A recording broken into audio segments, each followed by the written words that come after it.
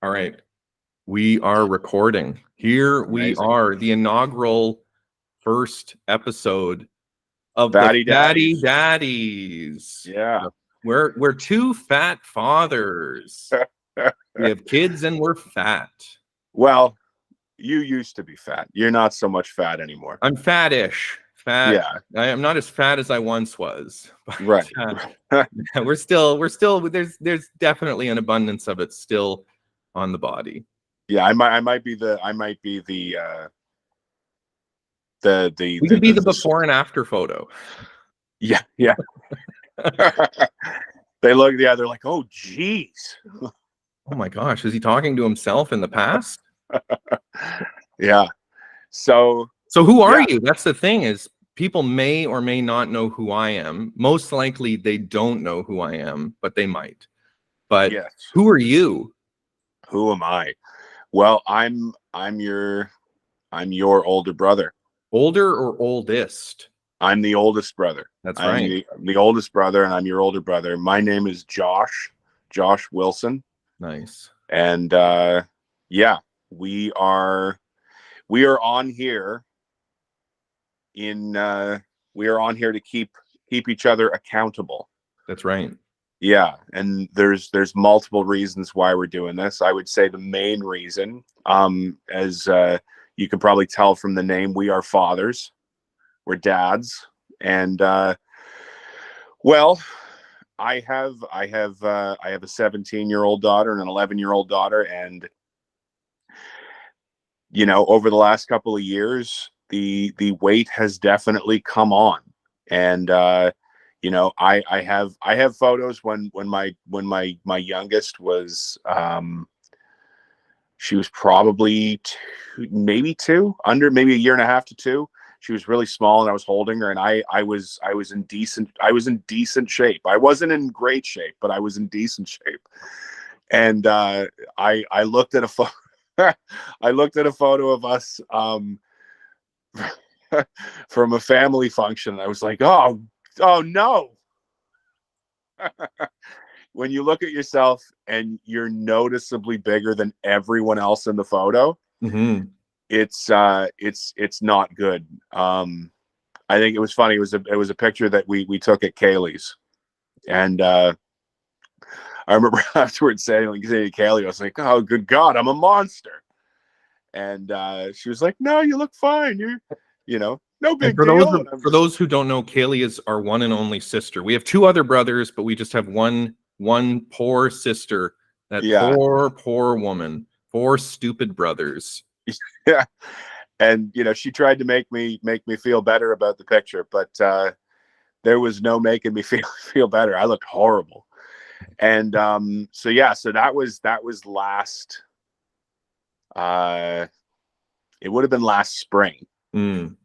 And so very soon after that picture, I thought, you know what, like you'd already kind of jumped head first into it. You were down quite a bit from where you were before, and I was just getting into it. So I thought, well, I got to start working out. So I started doing cardio in the mornings, but I was still eating the way that I would before, and that's huge no.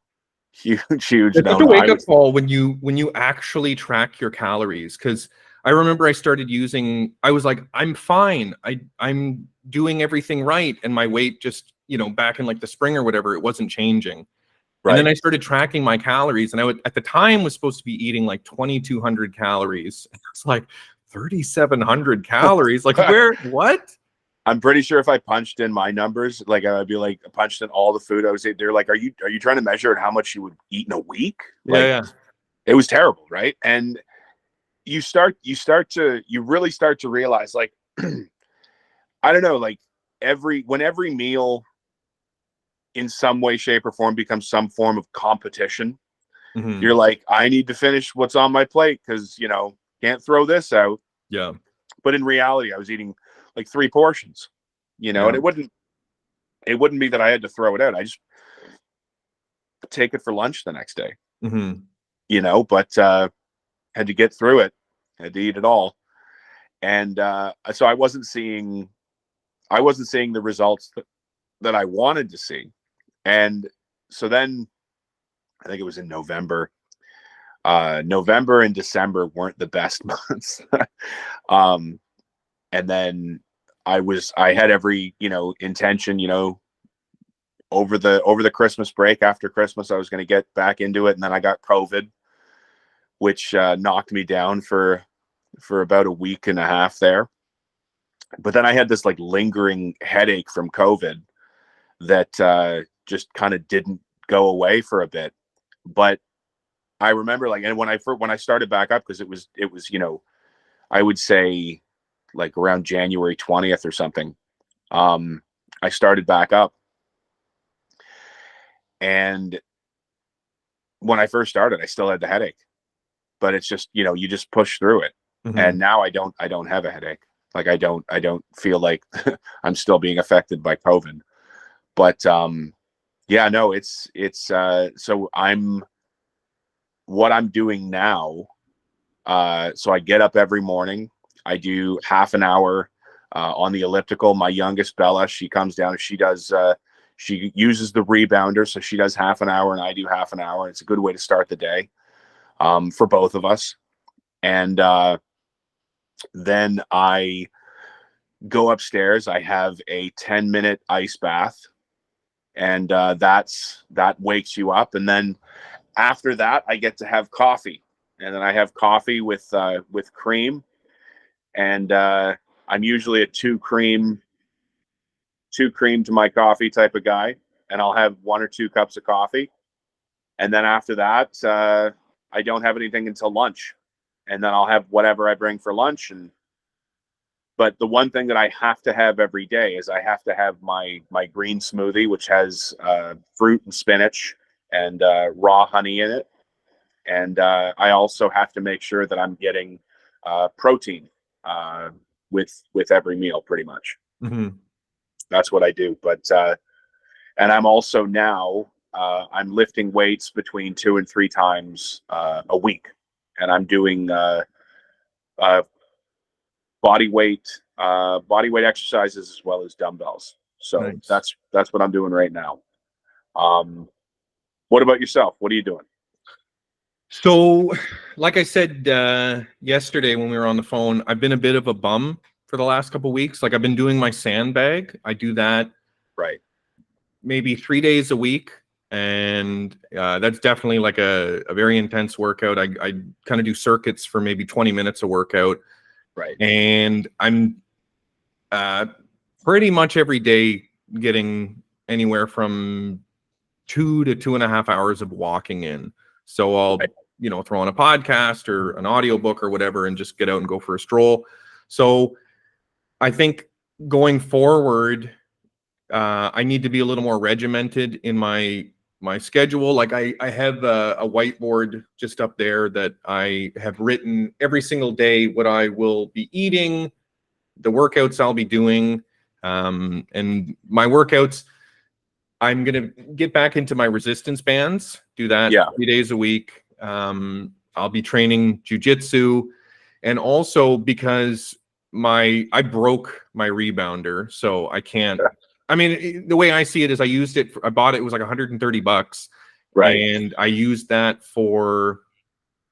I actually look back when I bought it. I got it in August of 2022, and it broke in February of 2024. So I got 2 years out of it. Yeah, like a super deal. Ultimately, it was like $6 a month if you like break it down for what I was getting, and I absolutely loved it. But I was doing a 30-day challenge where I started at 10 seconds of like high intensity sprinting, and then I would do 50 seconds of kind of just regular jumping. And every single day I was adding 1 second to that. And it kind of pisses me off because I wasn't able to complete it. I got to literally 38 seconds. I was doing 38 seconds of sprinting, 22 seconds of just regular jumping. But I had broken one of the springs like the second week of February, and I was like, all right, well, no big deal. You read online and they're like, this is dangerous. I'm like, I'll find out. And then I broke another spring kind of far from it, and I was really pushing my luck, and I kept going. And then the day when I would finally, you know, it was at 38 seconds, I broke one in the middle, and I was just thinking, this is just going to be like a broken ankle. I'm going to like leap in the air, going to come down, it's all going to crash, and I'm going to roll both my ankles and, you know, be useless. Oh yeah, so, you know, it's a little bit of a little sadness when I had to toss that thing outside, but sure. you know, I got so much use out of it. I absolutely love it. But one thing, you know what I found, and I'm actually going to do it, and it's such a throwback, but I remember it being so good, is the Taibo advanced workout. The one that's like an hour long. Taibo. And it's on Billy YouTube. Blanks. Billy Blanks, the Yeah. man himself. I love that guy. So I'm going to be doing that. Speaking of old, sorry to interrupt. Speaking of old school, speaking of old school, like workout videos, I watched I wanted to show the kids because they had no idea who Richard Simmons was. Oh man. So I had to show them a sweating to the oldies. And I'm not going to lie. I know that it sounds ultra corny and ultra stupid, but I was like, dude, I will do a sweating to the oldies because that seemed fun. Yeah. Well, that's the thing. It's like, I just remember, I mean, I've never done a Richard Simmons workout. I don't think that'll ever change, but I just assume that it's just a lot of this easy stuff. Yeah, yeah, like the jazz hands and yeah, you know, really short shorts and like a tank top. Right. And like the socks that have been pushed down that have like bunched up over your tennis shoes. Oh yeah. So that's the Richard Simmons look. But I don't know. I feel like that would be almost too simple to do. So I don't know. It might be. It might be. I mean, if you do it, you should record it. And then we should can include that in maybe one of these videos. Yeah. We should definitely have a recording. 30-day sweating to the oldies challenge. That would be the stupidest challenge ever. Yeah. Apparently Richard Simmons has gone into hiding. I don't know where he is. Nobody does. I don't even think he does. Yeah. Richard's unaware. That's why he's still lost. Yeah, Richard's actually, he's not in hiding. He just has Alzheimer's. Man, yeah. He's just Poor Richard. He's old too, because I don't think he's a young guy anymore. No, he's definitely not. He's probably in his 70s or like 80s now.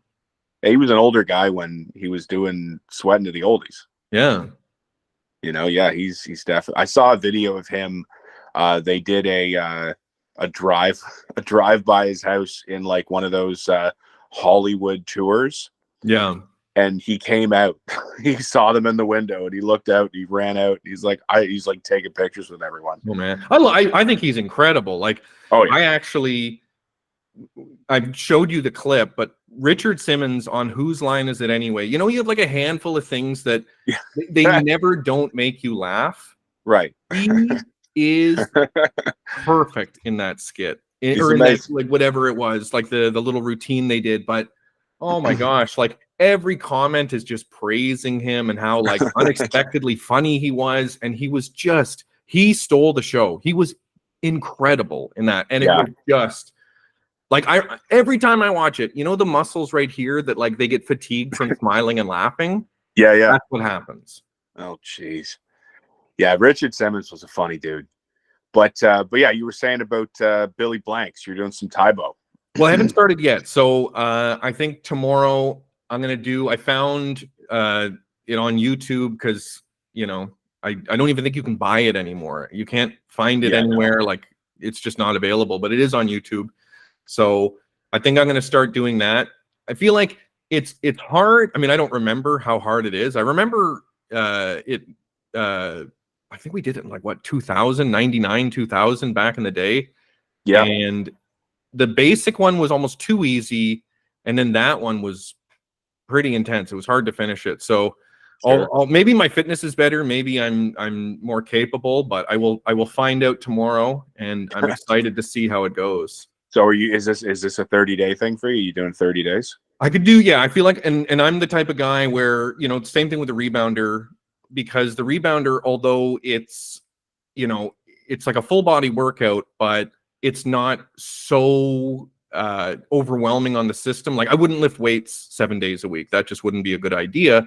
But sure. Doing something like this, I would do 30 days in a row. So I feel like, 30 days of Taibo advanced plus jujitsu and lifting weights. I think that'll cover all the bases with my exercise. For sure.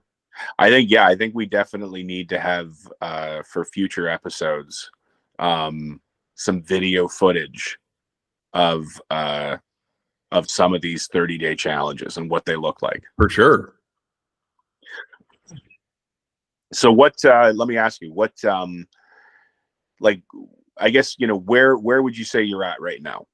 Like, where, in terms of just your overall health, in terms of like, I know that this sounds like a stupid question, but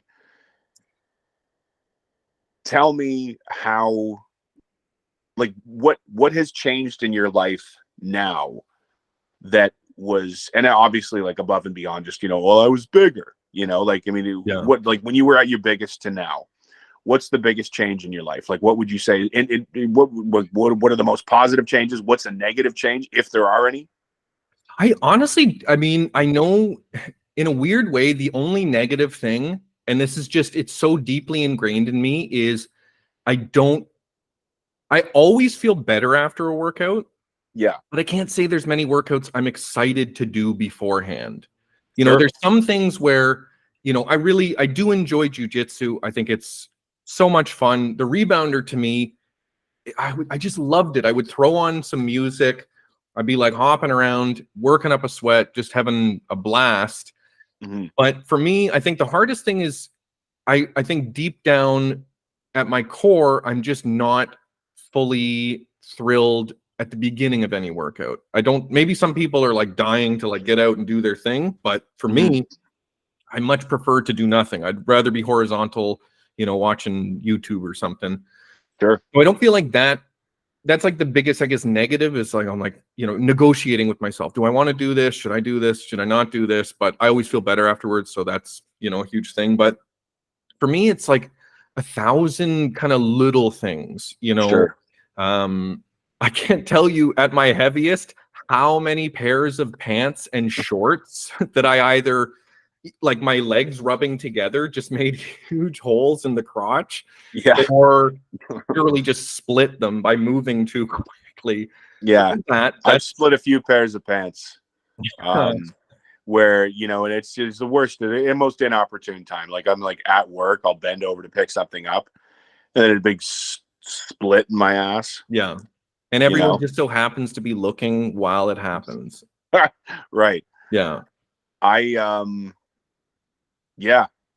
I mean, those things, like, I legitimately, bending over to tie my shoes was a challenge. Like, my gut was so big that it would be in the way, or it would be like resting on my legs, and I'd have to like I'd literally have to maneuver my legs and feet, or like elevate them so I didn't have to bend over fully to tie my shoes. So it's all of that stuff. It's, my flexibility just naturally is better, not because I've been working on it, but because there's less fat in the way. My endurance, I live on the second floor of this apartment building, and even just walking up 2 flights of stairs at my heaviest, it's like, and your legs would just be tired. You'd be feeling fatigued from doing something as simple as that. Now it's just not even an issue. It's not even considered. Like, I can just, waltz up the stairs. Everything's fine. Sure. At jiu-jitsu, you can see it in real time because you're going against other people. But, when I first started back in January of 2023, I couldn't put my gi top on completely. My gut was so big that I couldn't even close my gi. Now it's, not even an issue. But even just in terms of like my ability to move my body, to get up from the ground, or to like have ab strength, or to do push-ups or sit-ups or squats or whatever it is, it's just so much easier, and you can do so many more of them, and it takes so much longer to get tired. And it's just a wonderful feeling, because that's the way the body is intended to be used. You should be physically capable. You don't need to be someone who's like, I'm benching 600 pounds and I'm squatting 1,000 and I can run faster than Usain Bolt. Like, you don't need to do all these things, but if you can move your body freely and easily and without pain, that's the way we're supposed to be.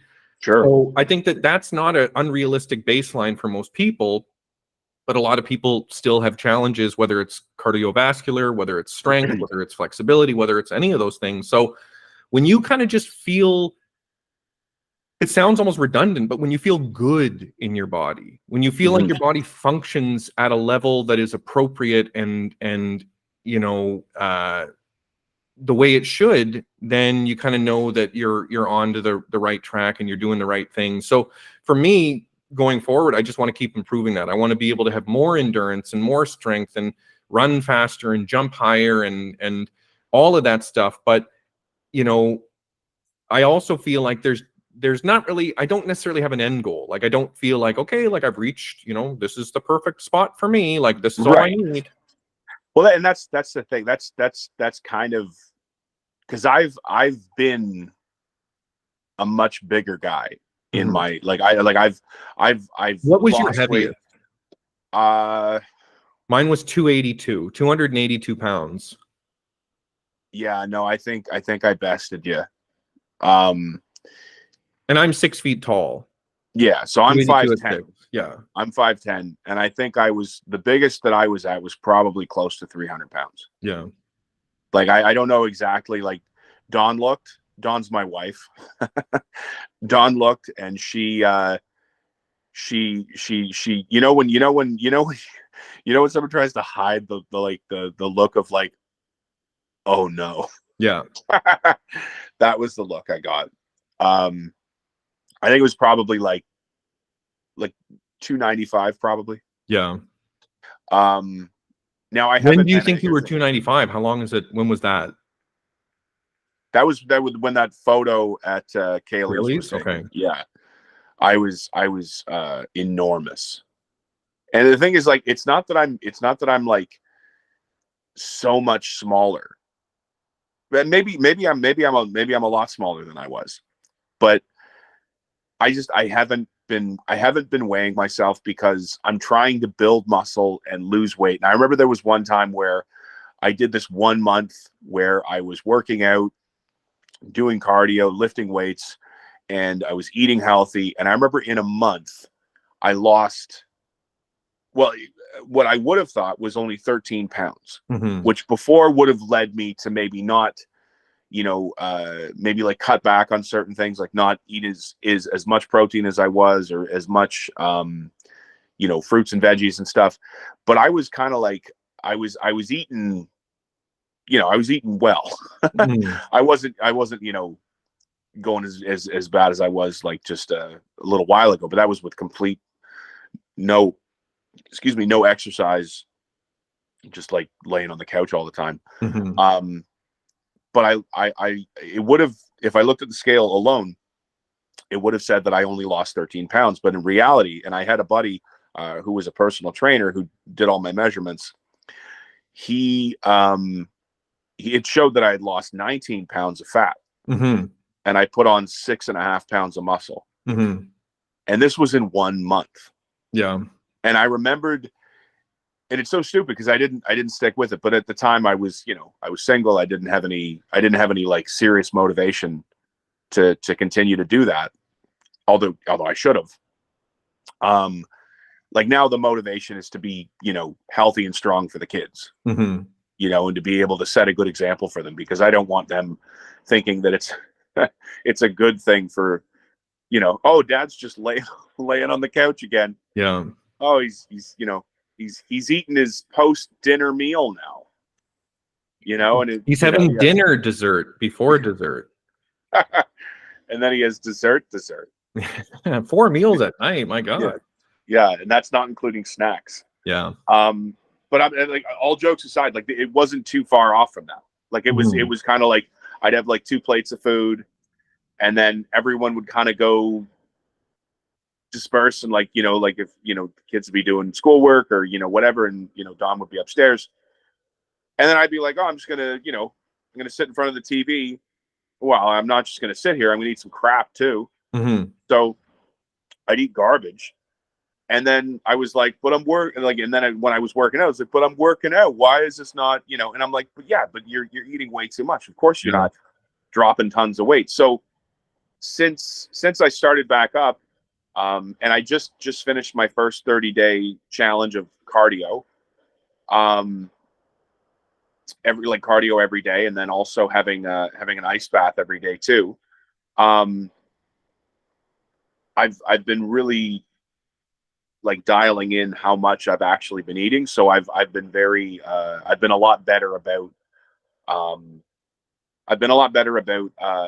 portion sizes. Mhm. You know, because I if I'm eating too much crap, you know, it doesn't even Hey, really matter watch your what you're language, mister. yeah, it doesn't even matter what you're eating. Like if you're eating too much of it, it's you're in a surplus of calories, and your body's not going to burn it off. It's just Yeah. not, it's not. You can't do it. So I guess yeah, like my thing now is just trying to maintain that. And I've noticed a big difference. Like my clothes are looser.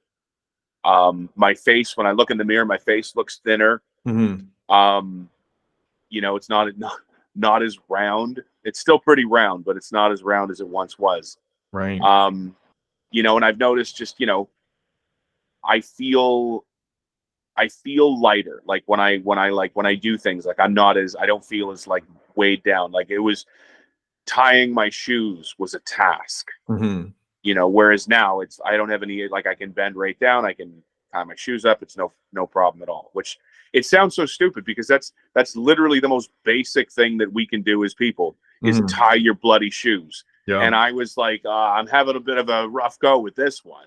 I'd Yeah. have to like move my leg to the side and then lean down so that my gut would go between my legs.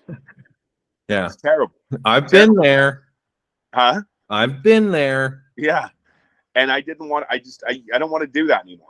Like and like I can We're tie also my not shoes up. getting any younger. I think that's another thing is Yeah, I'm 38, you're what, 42 or gonna be, 42. yeah. So, Yep.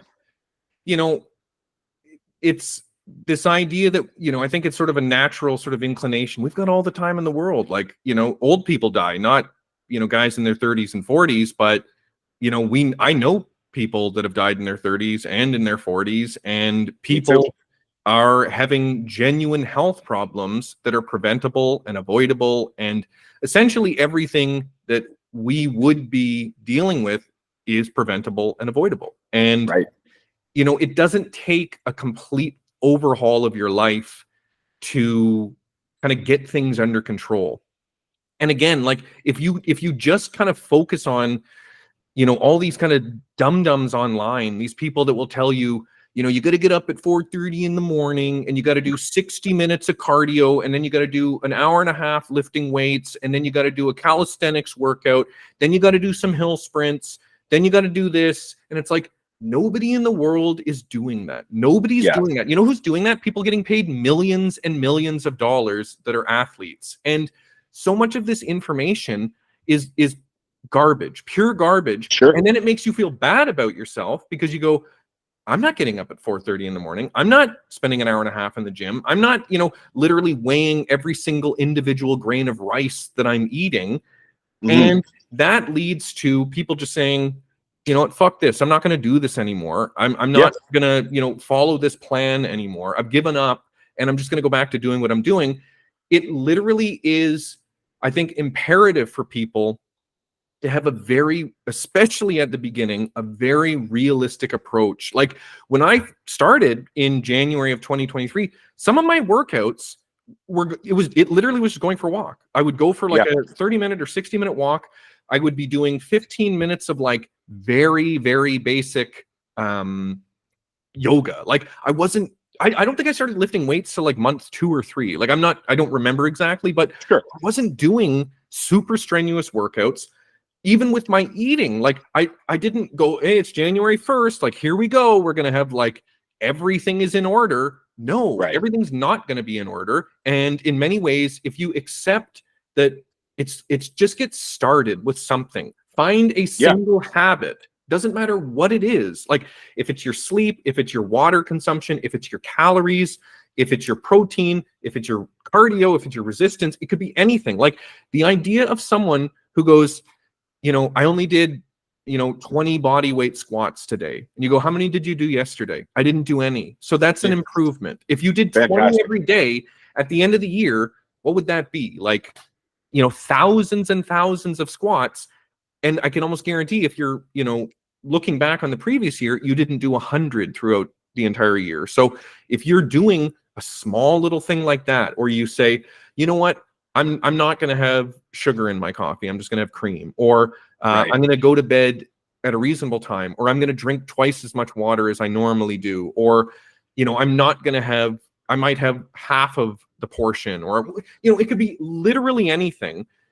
It will get you moving in the right direction. And I think the biggest thing for anyone, whether it's weight loss or any sort of personal development goal, is momentum. If you can get a bit of momentum, you can keep that going and you can build on it, and it snowballs and it gets bigger and faster and stronger. And then it becomes almost unstoppable. Like, I haven't been eating very clean at all for like 3 weeks now. Sure. Like I said, I've been doing just walks and my sandbag workouts, maybe 20 minutes. And I have like one of those digital scales. Apparently they're not very accurate, but even still, the numbers were saying that in the last, I think, 3 weeks, I've put on 5 pounds, and 3 of those were muscle. 2 pounds of fat, 3 pounds of muscle, and I'm not watching what I'm eating, and I'm not necessarily doing crazy workouts, but I built a better foundation for my current body. My metabolism is naturally increased because of all the workouts I did. My body's maybe a little more resilient to like not putting fat on as easily. But I think also foundationally, I don't have the appetite for the food. Like, I could dummy food before. Like, I could pound like a whole pizza and still be hungry. I could eat like ungodly amounts of food, shameful amounts of food. And now I just don't have the desire to do that. And it's not a conscious thing. I'm not like, you know what, Quinn, you've had enough. Just had, 3 slices is it. I just don't have, I think literally you learn to sort of re-regulate your appetite, and, your appetite goes out of whack because you allow it to go out of whack, but then it kind of returns to a baseline, and then you can kind of just naturally kind of stay there. Well, that's the thing. Like, I've literally for the last, since probably mid-January, I've really been very cognizant of my portions. Yeah. I can't really overeat anymore. Mm-hmm. It takes a lot for me to go, okay, I'm going to eat like 2 full plates. And that's like unconscious. When you're eating 2 full plates, you're not thinking about it. But when you're eating 1 plate because you go, I should probably just have 1. You're actively making improvements. You're building that momentum. Right. And the thing is too, with that, and then when you go back to like, say, like it's a, so my cheat meal is usually dinner on Friday nights, and I'll have whatever I want. If I want to have, if I want to have some cookies, I'll have some cookies. If I want to have a butter tart, I'll have a butter tart. If I want to have ice cream, I'll have ice cream. The last couple Friday nights, I haven't had any of that because I will eat just the dinner that I make, which is usually something healthy. I'll have 1 plate of food and then maybe, some salad. And then I'm like, nope, I'm not even hungry. Like, I'm not hungry. And I also, the other thing that I've been trying to do as well, to just, because I have a huge sweet tooth. If ever I do have like a really like moment where I'm like, oh man, like I need something, I have protein powder. I'll make a protein milkshake, with just like, you're like 1 teaspoon of protein powder and 3 tablespoons of cream. Yeah. 2 and scoops of pint real of ice Ben cream. and Jerry's. Exactly. The whole thing. Yeah. Sometimes you got to just do it. Yeah. No, there's protein in there, I swear. I'll have milk with ice and a frozen banana and then the protein powder. And that's it. And that does it, right? And I also have protein bars, and I've been more sparing with those just because they're a little more expensive. But like on last Friday night, I had every intention of dummying one of those protein bars, and they're delicious. I think they're Warrior. They're called Warrior protein bars. Okay. But they have a birthday cake one, and it's wonderful. Like, it's absolutely wonderful. And it sat on the table. I couldn't eat it. Yeah. I was just like, well, I'm not hungry. I ate all the food that I wanted. Like, I ate my cheat dinner, which again, I think consisted of like barbecued hamburger patties and Caesar salad. Mm-hmm. And then I was like, oh, I'll eat this protein bar. And I was like, I can't, I'm full. And that was what I ate going back a few months. That would have been the appetizer to what I would eat in that evening. Yeah. Like I was eating an enormous amount of food. And so now, like I know I've lost weight. I've got better mobility. I've got way more energy. Mm-hmm. Like substantial amount more energy. I wish, and you know what, I think this is one of the other reasons why we're doing this is so that, you know, we can obviously, you know, we hold each other accountable for our goals and stuff like that. You know, but also I think it's also a way. So if ever I fell off, like say I fall off and I go back to eating garbage and I'm not working out and I'm just sitting around the house, I should be able to watch one of these and hear what I have to say right now. And that's that there is no better feeling, literally no better feeling than being in shape and the endorphin rush that you get after exercise. Your head in a cardio workout, nothing clears your head more than a cardio workout. Agreed. Nothing. Yeah. And you have like your stress is gone. You feel like you're on drugs after that. You're literally like, I would ride my exercise bike and do like a 30-minute or like, you know, even the rebounder. And when you're done, you're like, holy crap, this feels good. Like this is such a good feeling. And we've talked about that where there's the resistance going into the workout. And then afterwards, you feel so amazing. If you can just get over that 1 minute hump of just, I don't want to do this. You will always feel better after workout. You never regret a workout. Yeah. And that's the thing too. And it's like with the cold plunge as well. So like I wake up in the morning, every morning I wake up, my alarm goes off at 6. And the first thing that I do is literally curse the alarm.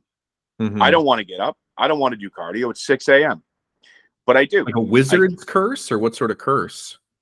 I would say probably like, yeah, maybe a sorcerer. Ah, yes. Not just a warlock. Like, yeah. Gorlock the Destroyer. Yes. I'm pretty sure that she's a wizard. Yep. But yeah, no, I would like the feeling that you get afterwards is so good. But before and that's why I do the cold plunge immediately following my cardio. Because it's like I finish doing something hard. I feel good about myself. And then I go upstairs and I turn on the tub. And when I turn the tub on, I go straight cold. And then I throw the ice packs in. And all I can think is, crap, I've got to do this now. And it's like, there was a great podcast, David Goggins and Andrew Huberman. They were on the Huberman Lab. And Andrew Huberman was talking to David Goggins about how there's now scientific proof that there's a part of your brain that actually grows when you do hard things. Mm-hmm. And I thought to myself, the Goggins region, I believe they're going to call it. Right. Yeah. The DG region. Yeah. So I think, the thing with that is that, you know, I know that at the end of the cardio, I'm going to feel better, but then I'm going to have to do the ice bath. But then I know at the end of the ice bath, I'm going to feel better because I get to have my coffee. Mm-hmm. And that sets my day up perfect. And that's the thing, too. We've talked about this. If you do your cardio first thing in the morning and you do your ice bath and that's all out of the way, you don't have to worry about getting it done later in the day. And how does that affect your mental health and mood for the next 12 hours? So I'll be honest with you. My day job can be very stressful.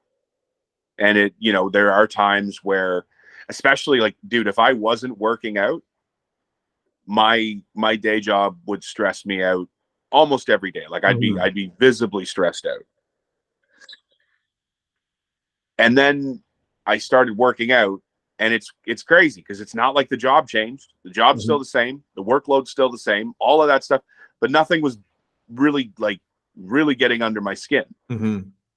And then the more I worked out and the more I was doing my ice baths every day, it was like I'd already done some really hard stuff that day. And I was also, you know, after you work out, you get an endorphin rush. After you do the ice bath, you get an endorphin rush. So I've got these like all the good chemicals are flowing through me.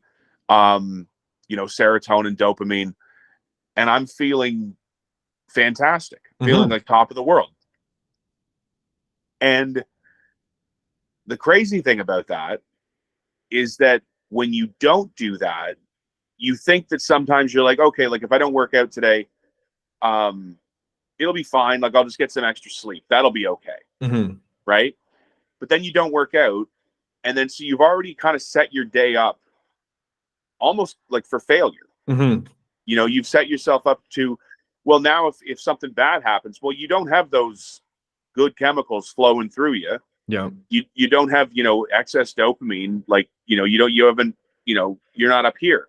So now when stuff hits you, it kind of hits you a little bit harder and you don't feel as good. But if you do it and it sucks when you're doing it, like what's the saying? It says, you know, if you do what's easy, your life will be hard. But if you do what's hard, your life will be easy. Yeah. And if literally the first two things you do for yourself in the morning are both difficult, cumbersome, and, you know, at 6 a.m. a little bit agitating. If you do that first thing, well, the rest of the day's a breeze. Yeah. You know, like everything else should be fine. So I think that for myself, just being very cognizant of the fact that it's like, it's not about, like you're saying, it's not about this end result, this end, you know, like you don't have like a set goal. Like once I get there, everything's going to be great. Yeah. It's about building habits and then continually doing those habits day in and day out. And you hear people as well. Like I love, and this is why, like, so I'm a bigger guy right now. So I think I'm okay to say this because, you know, you can't get mad at the big guy for saying, you know, it's ridiculous when people talk about things like fat phobic and all these things. And it's like, you know, it's not like, I'm not saying hate on anybody for any reason, like especially not something as silly as just their you know, body mass. But let's stop pretending like, you know, like when you're, you know, really morbidly obese and you don't eat well, you're not exercising you're not exercising at all. Yeah. Like let's stop acting like they're at their most optimal point, you know, in their life or in their day. You're not. If you're not exercising, if you're not eating healthy, if you're not getting good sleep, if you're not drinking enough water, if you're not taking your vitamins and your minerals, and if you're not getting an adequate amount of you know, fruits and vegetables and you know, good sources of protein and, you know, healthy fats, if you're not getting that stuff every single day, you're not optimal. You know, like if you're eating, you know, McDonald's for breakfast and lunch, and then you go home and have, you know, Pizza Hut, like, yeah, no, you're in bad shape. Yeah. And you're not working out and you get crap sleep and you're drinking too much coffee to overcompensate for the fact that you're constantly exhausted. Well, yeah, you're not going to be in a good headspace. Yeah. You know? And again, I don't have it like, you know, I'm a bigger guy. I don't think it's fair or nice when people say, you know, if people say mean, nasty stuff about my weight, you know, but the idea that it's not like, the other thing is too, though, sometimes, and not all the time, but sometimes when someone says something like that, I think we live in this society where it's like everyone has become like really soft, you know, like you can't be, and it's not that, like, you know, and I've had people say stuff to me about my weight where I know that it's not coming from a good place. So I'm like, well, screw off then. But if someone says to me, hey man, like you've put on a substantial amount of weight, you're not exercising, you're not eating healthy, clearly, you know, like, are you okay? You know, like if someone says that, like, everyone looks at it like, oh, you have to be offended by it. Everyone's offended by everything. And it's just like, I get it. Like there's some stuff that warrants offense, but in this regard, I don't think it does. I don't think it does. Also, it's where it's coming from. If I was to go up to you and go, "Hey, fatty, why are you so fat?" You might go, yeah, "That's really not nice." But if I was like, I'm genuinely concerned about your health, and yeah, I think to myself, if you don't make some changes, it's only going to get worse. So I would recommend that maybe you do something about this. I'm saying that from a place of love. I'm not saying that from a place of judgment. I'm not trying to be mean. I would try to tiptoe around it because yes, there are people that are sensitive about these things, but I think, how dare you? well, yeah, like I think you just have to be, aware of it. My thing too, yeah, with like the fat acceptance is I don't tell anyone how to live their life. And Right. if you want to be fat and you want to eat all the food you want to eat, and if you never want to exercise, that's none of my business. And I'm not going to say anything to you, but it goes both ways. Don't then turn around and promote your lifestyle to other people and say that it's healthy or say that it's, the way to be. Because again, Right. I don't have a problem with you being like that, but you shouldn't necessarily be telling other people how to live their life. If you don't want people telling you, maybe you should not be fat, maybe you should lose some weight, maybe you should focus more on your health, and Mhm. you feel that that's an attack on you or that's not nice or whatever the reason is, yeah, that's fine. Maybe people shouldn't be saying that to you, but then it goes both ways where you don't get to then turn around and say that everyone should be, understanding and loving and, have no judgments whatsoever. Like, the reality of life, the reality of being a human being is we all have judgments. We all Yeah. make judgments constantly. Whether we voice those judgments is another story. And I think most people should keep their judgments to themselves. Sure. But this idea that you're going to somehow override, humanity, and that we're all going to suddenly accept people for being a way that in almost all cases is preventable, avoidable, changeable, it doesn't take that much. And I'll say it 1,000 times. If you don't want to do anything, if someone was watching this and they're like, I love being 350 pounds and I don't want to change it, I'm happy for you. I Yeah. genuinely am. Like, if you're happy in life, that's all that matters. But for me, I know because I've been 282 pounds and I know what it felt like. And in many ways, I know that people were not necessarily respectful of me. I know that people were also judging whether they were saying it or not. Like, it's just human nature. But Yeah. as someone who was that big, I was judging you a lot. yeah, I know. Well, you were vocal about it. You were Yeah, pretty no, awesome, I actually. remembered saying, I was like, geez, you fat pig, what have you done? Yeah. But then you realized I'd been holding a mirror in front of you. You weren't even in the room. I was in the bathroom looking at myself in the mirror after I got out of the tub. Exactly. So, but that's the thing is like, if that's how you want to live your life, I support you. I really do. But I know as someone who's been as overweight as I was and my current weight now, that there are genuine improvements to the quality of my life, to my mental health, to my relationships, my confidence. Like, there's all of these things. And I personally, I'm an apologist for this lifestyle. I think that, yes, if you're able to get certain things under control, you will be stronger, you will have more energy. Like we talked about, the name of the show, the Fatty Daddies. I have a 2-year-old, my daughter Rose. I have another one on the way. And I want to set a good example for them. I want to have energy for them.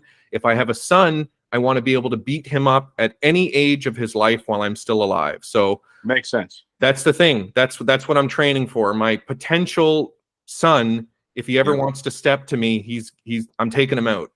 That's actually above everything else. That's the only reason for the show, is just to make sure that you Hold me can accountable so maintain. I can defeat my son in a fist fight. Yeah. If I have a son, and if it's a daughter, I feel the same way. Right. But you know what? And that's the thing. Like, I look at I look at my kids, and I think I'm pretty lucky. I'm pretty lucky. Like, I've got both of my daughters are, active in both school sports and also active in like house league sports. My youngest is on the rep basketball team. My daughter was the captain of her volleyball team. My oldest daughter was the captain of her volleyball team. Like they're both doing good. They're both doing very good, right? But I mean, I also saw certain habits of mine being picked up, and I was just, it's one of those, like, you start to be like, you don't want to be one of those guys that constantly says, like, do what I say, not what I do. Mm-hmm. And because there's no credibility in that with your kids. They look at you, they see what you're doing, and they will model you, and they will do what you do. Almost, yeah, there's nothing really you can do to change that. So why not model good behavior for them? Like, Rose was a year and a half when she would watch me lifting with the resistance bands, and she would go over and pick them up and do the breathe out sound that I would do.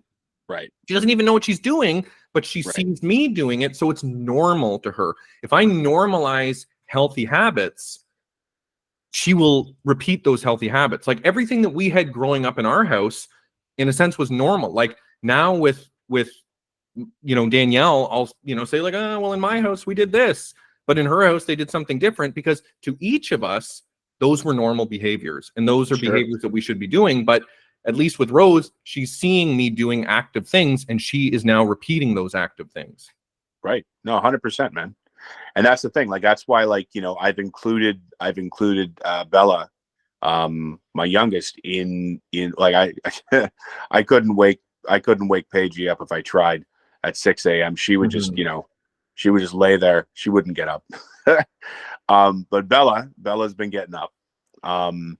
So that's the thing. Like I've included Bella in my morning cardio routine, and she's been getting up. She goes on the rebounder, I go on the elliptical, and we've put together a playlist. She has a playlist with all of her girly pop music, and we listen to girly pop music in the morning when we do cardio. Mm-hmm.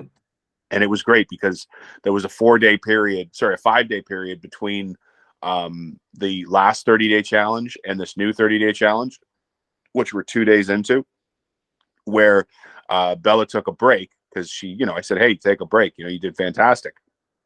So she took a break, and I didn't have to listen to girly pop music in the morning when I did my cardio. I just went downstairs and I could listen to whatever I want to. I mean, I still listen to the girly pop music because, it's awesome. Yeah. But creature of habit. Yeah, exactly. I couldn't get enough Taylor Swift. Mm-hmm. Yeah, you're officially a Swiftie. Yeah. I saw that tattoo when you bent over right on your lower back.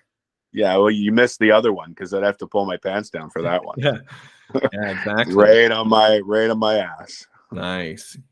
Cheek to cheek. Yeah, it's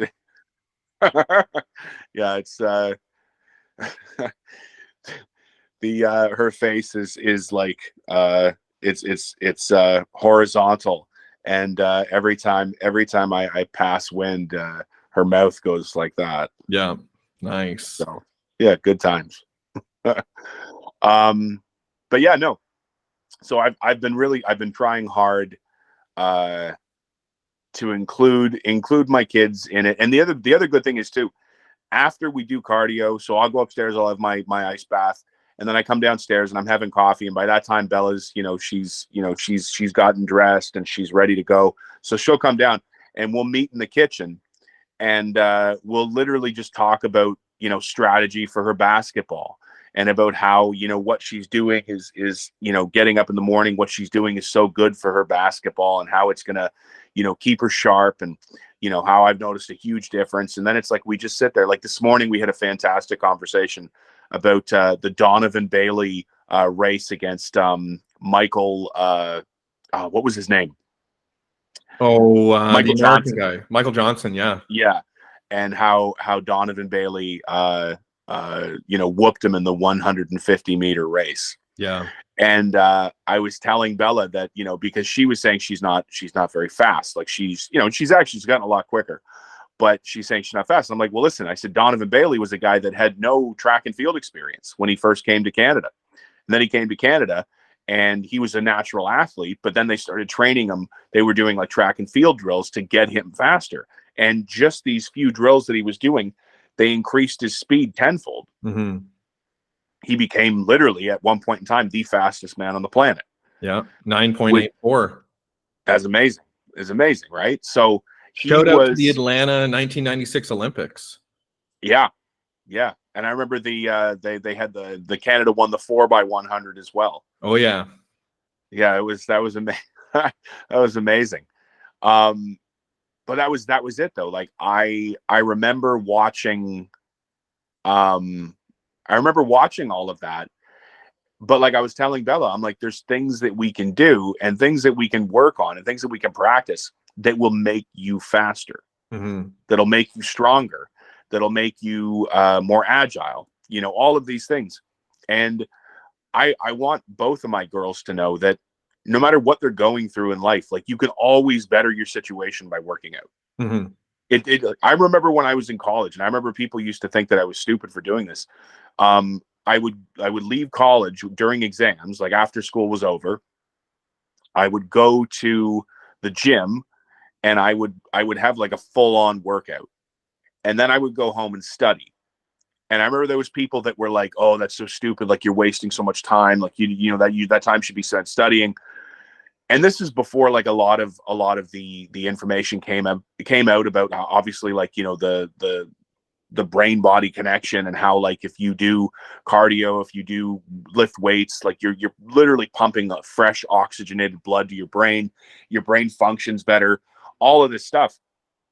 And then I remember like, getting up in the morning and having such better retention on the stuff that I had studied. Now I wasn't studying, maybe I was still studying pretty long, but maybe not as long as everyone else, but I think I had better retention than most. Mm-hmm. And this is when people were like, you're an idiot for going to the gym. Like you're so stupid for doing that. And it just, there's so many things as well that I think people need. I think a lot of stuff, people have this idea that they have to listen to, I don't want to say experts, because sometimes like, the quote unquote experts that I listen to, they're not exactly what we would call experts, but it's like, I think the number one thing people need to do is literally listen to your own body and what your body's telling you. Mm-hmm. Like if like there was one day during a 30-day challenge.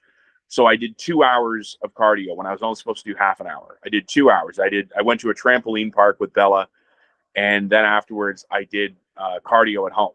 And then I woke up the next day and my foot was destroyed. Mm-hmm. Like I could hardly walk. I was limping around everywhere. And I thought, well, I technically did more cardio than I would have done had I just done just the 2 days. So I was like, okay, the next day I'm going to take it easy. So I took it easy the next day. And then the following day, when it didn't even feel fully better, but it felt a lot better than it did. I did an hour of cardio instead of half an hour. Mm-hmm. So I made up for it tenfold. And I believe that's just twofold. But I think people, you need to listen to your own body. You need to see how your body reacts. Like I remember when I was younger, when I first started, I lost, I think 60 pounds one time. I was eating omelets for breakfast. And I remember people saying, "Why are you eating the whole egg? Why? Like, it's so bad for you. It's so bad for you. Don't eat the whole egg." But I was like losing weight and I felt stronger. Mm-hmm. And then instead of listening to my own intuition, my own, the way my body was feeling, I was like, okay, well, I guess I'll just eat egg whites. Yeah. And almost all the vitamins and minerals in an egg are in the yolk. Exactly. Right. So yeah, like I think that people need to trust their own intuition, but also know when you're being lazy too.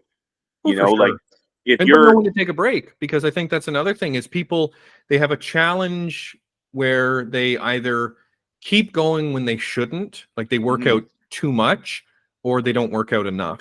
They have like a lazy sort of, I'll just do one workout this week. And again, anything is better than nothing. Like I don't want to, discredit any activity whatsoever. It's better than if you literally did nothing. But if you know that you're more capable and you still don't do it, you need to figure out why. You need to work on what is the thing that's preventing me from doing something that I am capable of doing. Like, it's not like someone's saying, Josh, in 2 weeks, you're going to be running a marathon. Like, it's just, you're not doing that. And I couldn't do that. And it's just not possible. But if someone said within 2 weeks, do you think you could run 2 kilometers? You probably could. Sure. So it's one of those things, you have to find what you are capable of, but you also do need to take rest. And I think that was a thing for me. I was a little overzealous at the beginning last year, and I wouldn't take, like, I mean, there was times where it was like 19 days in a row, 25 days in a row of exercise. Yeah. And in hindsight, I'm like, I really didn't need to do that. I probably should have taken a day or two, even if it was just a day every other week. But, Sure. like you're saying, you have to listen to your body. If your body's screaming at you, buddy, you've done enough, like, take it easy. You got to listen to it, but that voice has to be compelling. You can't just sort of have that whisper of like, take the day off. You don't really need to actually work out today. Like, that's not the voice you want to be listening to. Yeah. But when, like you said, you hurt your foot, the dum-dum in you might be like, well, I still got to do it. I'm pushing through. Yeah. And then you destroy your foot to the point where you have to take a week off or 2 weeks off, instead of just saying, I'll take a day off, to not derail everything. Yeah, exactly. And that's, you have to be able to trust your own intuition. But like you're saying, like, that voice, that you don't have to get up right now, everything's good. That I hear that every morning. My brain says to me, your bed's so warm, you're so you're so cozy right now in bed, you actually probably need an extra hour of sleep. Mm-hmm. Don't get up right now, what are you doing? Mm-hmm. And I can't tell you the amount of times where that voice wins for like 5 seconds, and then I lay back down and I'm like, oh, I guess I'm just going to go back. And then the other voice screams at me, get up, idiot. Yeah. What are you doing? Don't let basic laziness derail everything that you're trying to do. Yeah. And that's the thing. I know I'm not right now. I know I'm not in peak physical condition, but I'm okay with that, because I know that I'm making progress every single day, because I've built up a number of healthy habits that allow me to, like, I'm not, again, as I said, I'm not even looking at the scale, because I don't want to base my my progress on that. I want to base my progress on looking in the mirror. I want to base my progress on knowing that I've hit all of my markers every single day. Mm-hmm. The results have no choice but to come. Yeah. If you hit all of your markers and you're honest with yourself. Yeah. Because the amount of, that's the other thing too. I was not being honest with myself when I was eating, 2 plates of food at dinner, and then I would have like a sandwich, and then I would go raid the cupboard and see if I could find any cookies or anything like that, or just anything that was sweet. Mm-hmm. And I was like, but I'm doing cardio in the morning. Yeah, but so what? Mm-hmm. If you're burning, say, 4,000 calories a day, but you're eating 6,000, well, you're going to keep putting weight on. Yeah.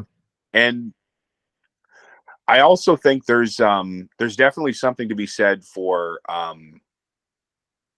knowing what it feels like when you're actually hungry. Oh, 100%. Because there's most hunger is not real. And I know that now, that, like, for example, like I was saying, I could eat a whole pizza. Sure. But if you asked me, I remember at the beginning of February, there was one day where I said, I'm going to eat 12 eggs today. And the volume of 12 eggs, I suspect, is smaller than a pizza. But I could eat a whole pizza and still be hungry, because, it really, especially with something like pizza, it's going to mess with a lot of your hormones. The satiety hormones are not going to be, properly released. And then you're just going to keep eating. But when I ate those eggs, it took me 3 conscious efforts to get through a dozen eggs. I think I did 6 the first time. And then I was able to get, like, a couple hours later, I ate 4 eggs. And then I was finally able to finish. And it was a slog. I was like, I can't eat this. But, I remember you and I used to talk about this many, many years ago. If you were to, I think this is the perfect example. I've heard this many times, but if I was to offer you like a baked potato or a boiled potato, no butter, no salt, no seasoning, no nothing on the potato, how many of those potatoes could you eat? And depending on the size, maybe 2. Maybe 2. A bag of chips, a big bag of chips, potato chips is, I think it's on average 3.5 potatoes or maybe it's like 3.5 in like a small bag, but it's like a ridiculously bigger number. But because there's added oil, there's salt, there's other seasonings, your brain just doesn't register that same satiety. So you'll just keep eating. It's like I could eat 30, I mean, maybe that's pushing it. Say I could eat 30 chicken wings, but how many steamed or boiled chicken breasts could I eat? Yeah. One? Yeah. Also because steamed boiled chicken breast tastes like abject garbage. I mean, it's just like garbage, but I mean, it's just the idea that if you can have, I could eat like a huge poutine that has all these things on it that weighs 2 pounds, but I could only eat half a pound of a boiled potato. Right. And I would be stuffed. Like, I mean, if you were like, you got to eat more, I'd be like, I just can't. I literally cannot eat more. But if you cover it in like sugary sauces or salt or fats or like all these additional things, it's very easy to eat a lot of food. So, if you were having, a pint of ice cream, strawberry ice cream, you could eat a whole ton of that. But if you were to sit down and eat nothing but strawberries, you probably, I mean, calories, you're never going to come anywhere close to what you were able to get. But also just the volume of that, you just feel fuller and you're making a better decision, even though, one's strawberry ice cream, the other one's just strawberries. Like natural sort of, intact whole foods, they're very difficult. They are very difficult to eat a lot of them. Yeah. We're not fat because we're eating too much, chicken breasts and rice and broccoli. We're fat because we're putting breading and sauce on that chicken. We're having butter and a bunch of other things in the rice, and we're throwing the broccoli directly in the garbage. Yeah. As you should. I would definitely would. Now, you know what? It's funny because when I was younger, I used to hate, like I would gag if mom or dad made me try and eat broccoli. Like I just felt it was so gross. Now, if you cook it properly, broccoli's wonderful. If you cook it properly. People say that about fish. It's the same thing. People are like, you're just not cooking it right. This just needs a little more lemon juice. And you're like, no, it's to me, broccoli and fish are just the grossest things on the planet. I mean, for the most part, like when I eat that stuff, like I like fish, so I can't say fish. Most people do. I'm the odd man out. Sure. With broccoli, there's still a sense of like I'm eating this because it's good for me. Yeah.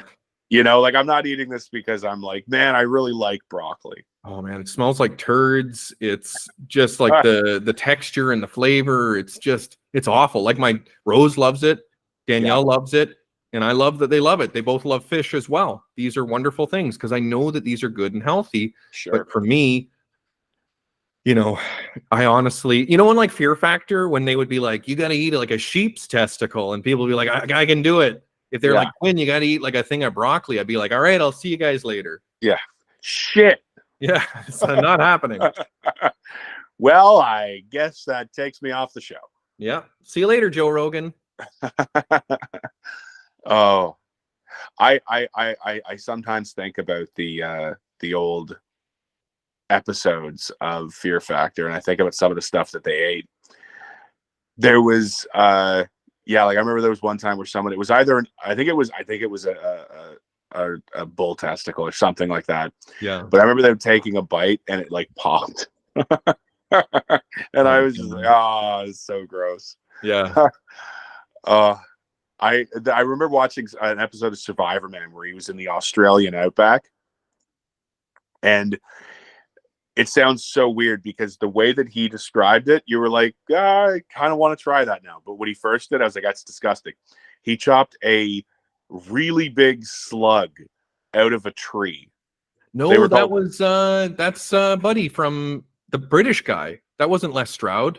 No, trust me. He bites it and it blows up? No, not that one. Not that one. Okay. This is called a witchetty grub. Okay. And he got this witchetty grub from this tree it was like a tree in the Australian outback. And so he took it, he removed the head and the top and the bottom, the head and the butt.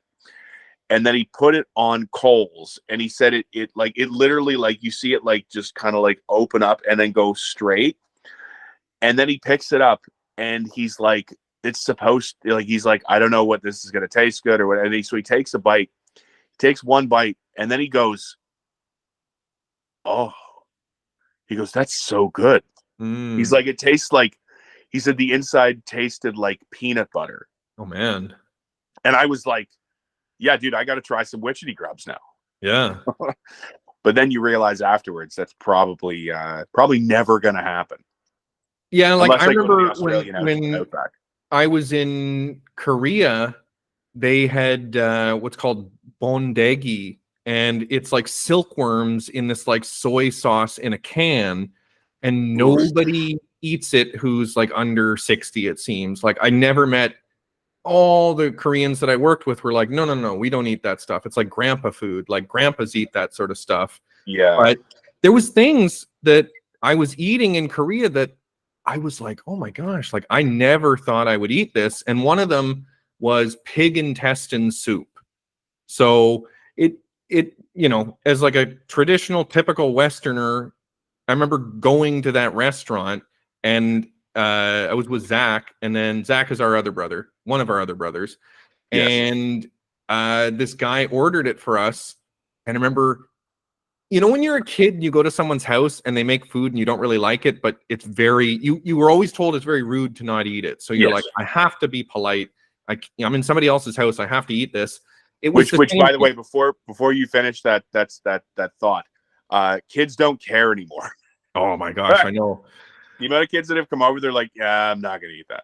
Yeah. Like, no. Really? I mean, that's the thing. Like we grew up, you know, 80s kids. So we grew up of that generation where it was, you know, considered very rude. If you go to somebody's house and they make you something, you pretty much have to choke it down and do it with a smile on your face. And I remember this guy, Ricky was his name, the guy who ordered it for us. And I remember Zach's like, oh, you know what that is? I was like, I don't know what this is. And then he's like, it's pig intestines. Oh. And in my mind, I'm thinking, you know, how can I get out of this? Kind of. And it was like really late and we'd been drinking and I was like, I don't know, like, all right, let's just go for it. And I remember taking a bite and thinking, I mean, Korean food's unbelievably tasty. They spice everything. They just know what to do. But I remember, you know, when you eat it and you go, that's actually pretty good. And then I just ate like more and more and I ate the whole bowl. And there's another restaurant, a Taiwanese restaurant down the street from me. And I would get this, they called it beef flats. And I remember I ordered, I'm like, beef flat, that sounds great. So I got it. It's this, you know, beef thing in like hoisin sauce inside this like sort of baked, sort of bready thing. Yeah. It's fantastic. And I think I ate 3 of them until I finally looked at what it was. And I looked a little closer. I like read the menu and it's tripe.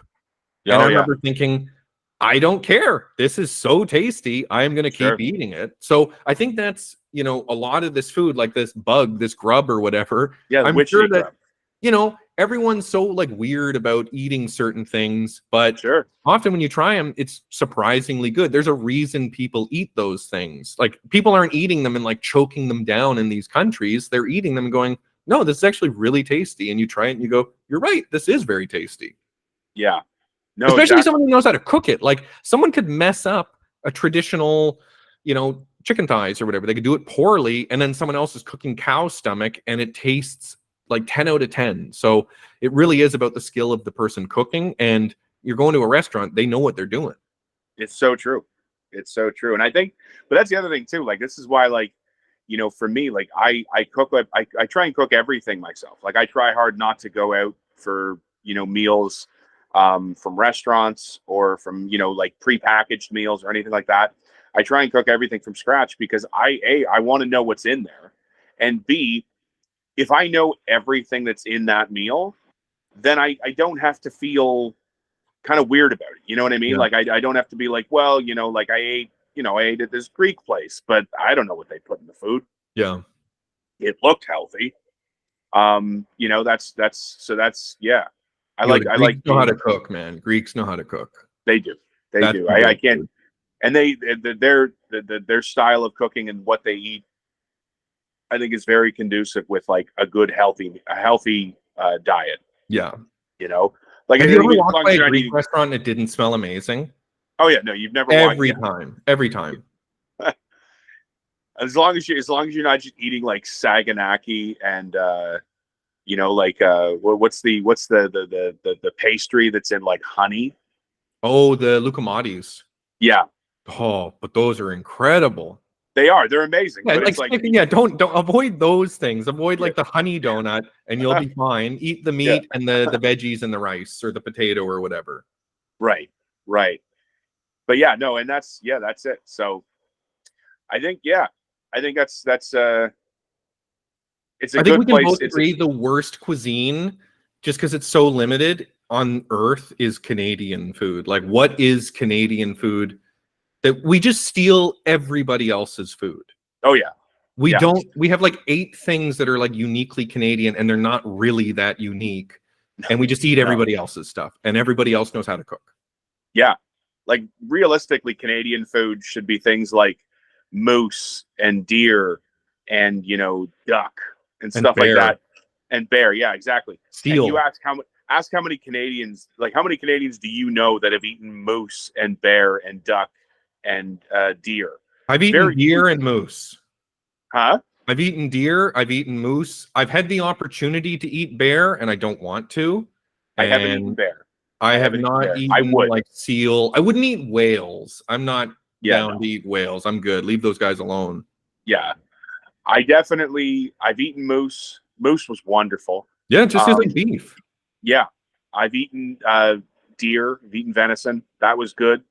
Um, I've eaten rabbit. I've eaten Canada goose. I've never eaten Canada goose before. It was jerky. It just tasted like, whatever. Sure, And I they're the would. worst birds in the world, man. They're terrible, terrible birds. Ugh. So there's like a little less remorse when I'm eating a Canada goose. I'm like, you try to attack me. Oh yeah, no, I would eat a Canada goose for sure. But yeah. So I think that's a good starting point, Quinn. Yeah. We've kind of we've run the gambit a little bit here. I'm glad that we've been able to talk about obviously where we're at, kind of where we came from. Where are you going? What's your plan for, at the very least, the next 7 days? What do you want to keep doing, and what do you want to do maybe more of that you're not doing? Right. Well, I've lifted once. I want to do 2 more times before next. So my week starts on Sunday. Right. So I want to do 2 more times before Sunday. I want to make sure that I'm continuing to do my cardio every morning. I want to continue to do my cold plunge every morning. I want to eat healthy. Friday I have my kind of cheat meal in the evening. I actually, the one, and this is terrible to admit on the first episode of this this podcast. The Fatty Daddies accountability hour. Yeah. I really, and I know I shouldn't, but I almost want to go get a Cinnabon. I know that Right now? No, not right now. On Friday. Oh, for on Friday. Go for it. What do you care? Yeah. But I think, and so like, and I want to make sure that I'm having my green smoothie every day. Yeah. And I want to make sure that whatever I eat for lunch and dinner is, it's got a good amount of protein. It's got a good amount of, fruits and veggies, good amount of fiber, all that stuff. So that's kind of my plan. That's my plan for the week. Nice. And every day drinking at least, 2.5 to 3 liters of water. Mm-hmm. What about yourself? What do you got? What do you want to do for the next 7 days? So this is my sort of, it's going to be very difficult. Apparently it does not. Oh, because it's white, so you can't see it at all. But it's my whiteboard. Yeah, you just see that stupid picture behind you. I can hide it. Oh man, there I am. But so I compiled this today. I just put up the 7 days of the week. So I also, for myself, I want to go back to alternate day fasting. I feel incredible when I do that. So my routine would be 3 fast days a week, 3 sort of, eating days a week, my goal is to really cut down on anything like bread or pasta or, anything that's like high carb, any sugar, anything like that. Kind of low carb, but not fully. Like I might have some fruit or whatever. Right. But as you should. Yeah. And like eating every other day, 3 days of fasting, 3 days of eating. And then on Saturday is just, I'm going to start having like a cheat day within reason. Like I'm not going to be one of those like, McDonald's breakfast and then, pizza for lunch and then Mandarin buffet for dinner. And then, like none of that. Dairy Queen after. Yeah, exactly. In between. So I think that it's just about eating, kind of what I want, but not within reason, like reasonable amounts. And I also feel like that's another thing is when you are eating healthy, you just, again, you kind of lose the appetite. Like when I was doing the 30 days of the rebounder, I was doing 30 days of alternate day fasting. And the amount of times where you get up in the morning on a day where you can eat and you go, man, I'm so excited to eat today. And then you would eat and it would be such a like letdown in a sense. Like you were thinking that it would be this like, amazing experience. Oh, like, you feel like garbage afterwards. Well, I wouldn't feel like garbage because I was eating like healthy things, but like nothing would, you're thinking, oh my gosh, I'm going to have some eggs in the morning. Oh, I can't wait to eat those eggs.